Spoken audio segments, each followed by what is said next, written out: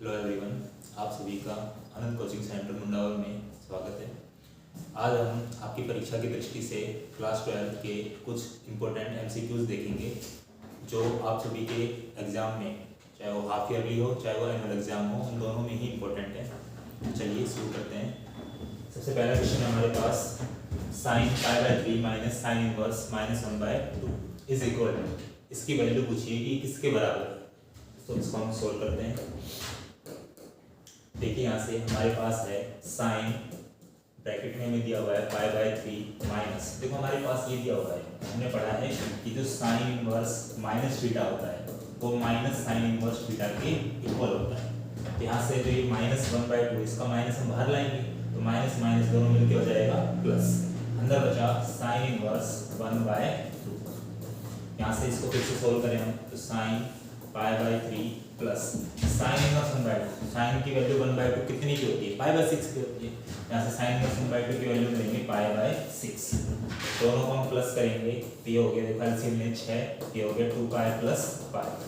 यहाँ से हम इसको लिख सकते हैं साइन 3 पाई बाई 2 सॉरी 6, यहाँ से कैंसिल आउट करें तो ये हमें देगा साइन पाई बाई 2, और साइन पाई बाई 2 की वैल्यू कितनी होती है, 1 होती है।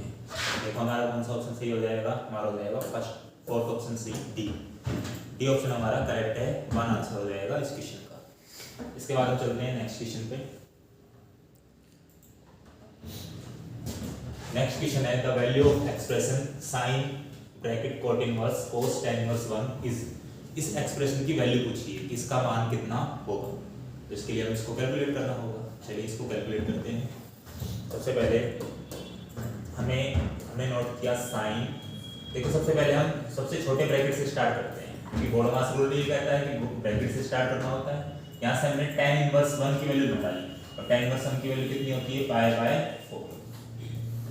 यहाँ से हमारे पास हो गया साइन ब्रैकेट कोट इनवर्स, देखो cos पाई बाय 4 मिल रहा है और cos पाई बाय 4 की वैल्यू कितनी होती है, 1/√।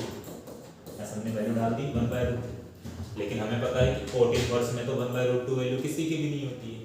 हमारे पास बाहर क्या है, साइन, तो हमें इसको चेंज करना पड़ेगा। और चेंज हम कैसे करते हैं, पाइथागोरस थ्योरम से। पाइथागोरस थ्योरम से अगर हम कोट इनवर्स 1/√2 थीटा के इक्वल मान लें तो यहाँ से कोट थीटा की वैल्यू निकल के आती है 1/√2।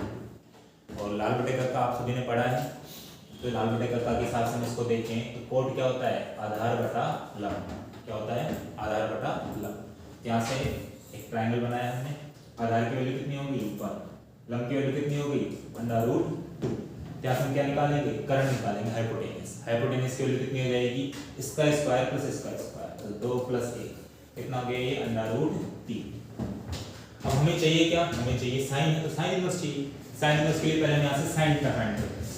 साइन थीटा की वैल्यू निकालते हैं तो देखो साइन थीटा क्या होता है, साइन थीटा होता है लंब बटा कर्ण।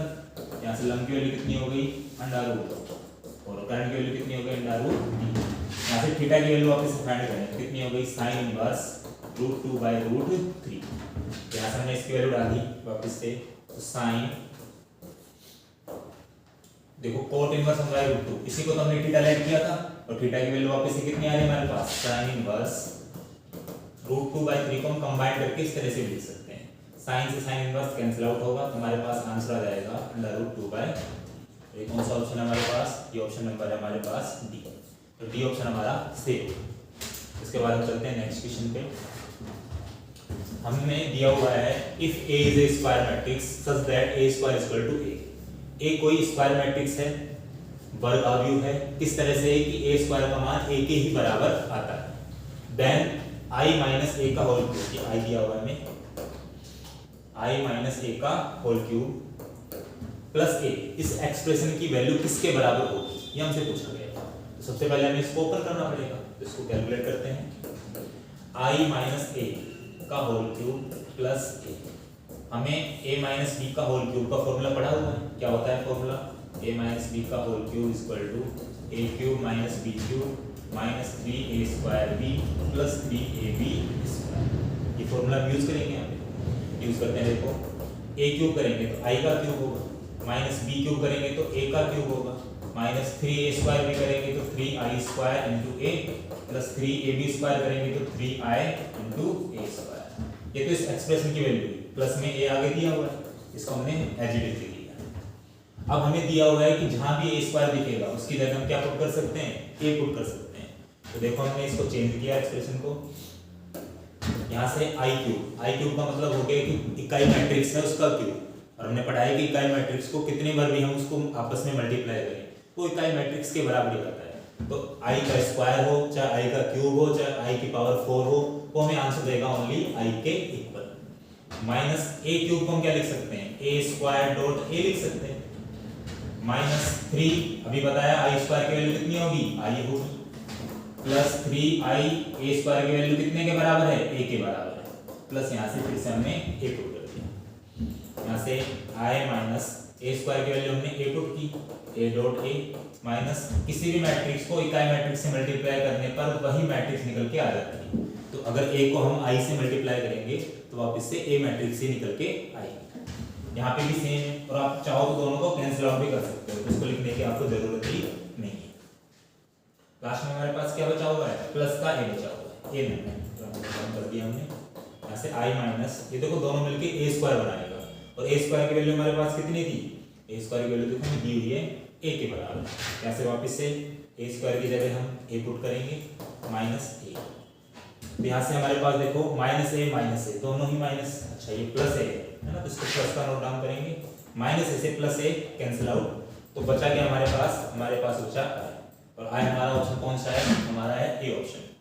i हमारा कौन सा ऑप्शन है, ए ऑप्शन, तो हमारा ए ऑप्शन इसका करेक्ट आंसर है। ठीक है, चलिए नेक्स्ट क्वेश्चन चलते हैं। इसके बाद फोर्थ क्वेश्चन है कि अगर ये दोनों मैट्रिक्स इक्वल है, जिसमें पहली मैट्रिक्स में 4 एलिमेंट हैं, दूसरी मैट्रिक्स में भी 4 एलिमेंट हैं, तो उसने पूछा है इस एक्सप्रेशन की वैल्यू बताओ, p + q - r + 2s। इस एक्सप्रेशन की वैल्यू हमसे पूछी, तो हमें सभी की वैल्यू पहले फाइंड करनी पड़ेगी, फिर हम इसमें पुट करेंगे तो हमारा आंसर निकल के आएगा। पहले अगर दो मैट्रिक्स इक्वल हैं हमारे पास, अगर हमारे पास दोनों मैट्रिक्स इक्वल हैं, तो हमने पढ़ा हुआ है कि इनके जो एलिमेंट्स होते हैं वो भी आपस में कैसे होते हैं, इक्वल होते हैं। तो जो a11 एलिमेंट होगा वो a11 के इक्वल होगा, a12 एलिमेंट होगा वो a12 के इक्वल होगा, a21 एलिमेंट होगा वो a21 के इक्वल होगा, और a22 एलिमेंट a22 के इक्वल होता है। ठीक है, जहाँ से हम इक्वल करें इनको तो हमारे पास इक्वेशंस निकल के आती है। देखो 2p + q की वैल्यू 4 के इक्वल, यहाँ से p - 2q की वैल्यू -3 के इक्वल, इसके बाद यहाँ से 5r - s की वैल्यू 11 के इक्वल, और यहाँ से 4r + 3s की वैल्यू 24 के इक्वल। ठीक है, हमें पता है कि दो वेरिएबल को फाइंड करने के लिए दो इक्वेशन चाहिए। तो देखो p और q फाइंड करने के लिए दो इक्वेशन है, यहाँ पे r और s को फाइंड करने के लिए दो इक्वेशन है, तो दोनों को सोल्व करते हैं। इसको सोल्व करते हैं, सबसे पहले हम सोल्व करने के लिए हमने क्या रूल पढ़ा है कि या तो p को या q को दोनों को इक्वल करो, एक को कैंसिल आउट करेंगे, दूसरे की वैल्यू फाइंड करेंगे। देखो हम इसको 2 से मल्टीप्लाई कर लेते हैं इस इक्वेशन को, तो इक्वेशन क्या बनेगी, इक्वेशन बनेगी 4, इक्वेशन बनेगी 4p + 2q = 8। 2 से मल्टीप्लाई किया, सभी को करेंगे, नीचे वाली इक्वेशन एज इट इज है, इसमें हमने कुछ नहीं किया, ये सेम लिख दिया हमने। देखो दोनों को प्लस करते हैं, प्लस करने पर ये ऑटोमेटिक कैंसिल आउट हो रहे हैं, एक प्लस का एक माइनस का। 4p और p मिलके कितना क्या देगा हमें, 5p, प्लस के 8 माइनस के 3, हमें कितना मिलेगा यहाँ से, प्लस के 5। यहाँ से हमें p = मिल रहा है 1, p की वैल्यू तो 1 मिल गई, p की वैल्यू 1 यहाँ पे पुट कर देते हैं, इस इक्वेशन में पुट कर देते हैं यहाँ पे। तो देखो 1 - 2q = -3, और 2q = 1 + 3, यहाँ से q की वैल्यू कितनी आ रही है, 2 आ रही है, p की वैल्यू 1 आ गई, q की वैल्यू 2 आ गई। अब इन दोनों को भी सोल्व कर लेते हैं। इन दोनों को सोल्व करने के लिए देखो किसको इक्वल करें, यहाँ पे s है, यहाँ 3s है, तो इस वाली इक्वेशन को हम 3 से मल्टीप्लाई कर देते हैं। मल्टीप्लाई करने पे कितना बनेगा, 15r - 3s = 33, और नीचे वाली को हमने एज इट इज लिखा है, इसमें कुछ भी एक्स्ट्रा काम हमने नहीं किया। वापिस से प्लस करें तो दोनों को जोड़ने पर 3s से 3s कैंसिल आउट हो गया, 15r 4r मिलकर क्या देगा हमें, 19r। यहाँ से 4 3 7, 3 और 2 5, तो r = हो गया 19, 3 का कितना होता है, 57 होता है, तो r की वैल्यू आ गई हमारे पास 3। r की वैल्यू 3 पुट कर देते हैं किसी भी इक्वेशन में, हमने इस वाली इक्वेशन में पुट कर दी। देखो हमारे पास क्या आएगा, यहाँ से r की वैल्यू 3 पुट करेंगे, कितना आएगा, 4 × 3 + 3s = 24। ds इक्वल टू 24 माइनस 12 s इक्वल टू 4।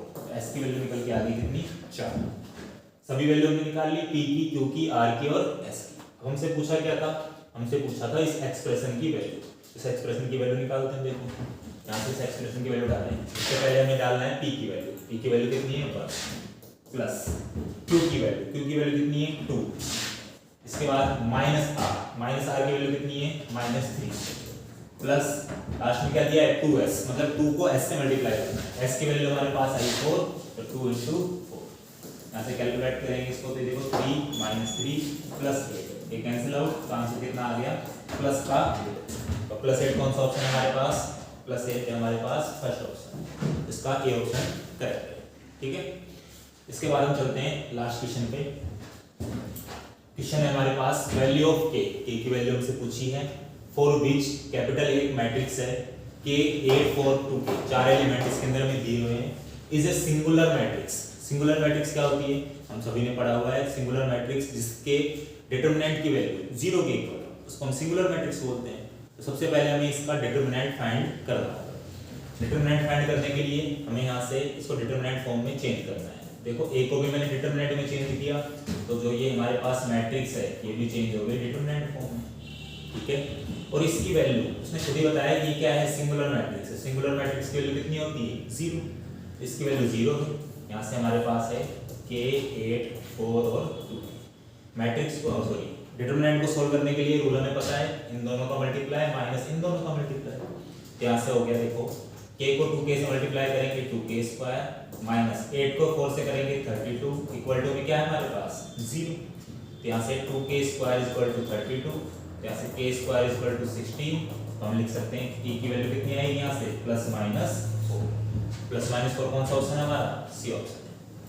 तो आशा करते हैं आप सभी को हमारे आज के क्वेश्चन समझ में आए होंगे, और ये सभी क्वेश्चन आपके लिए परीक्षा की दृष्टि से बहुत ज़्यादा जरूरी है। Thank you.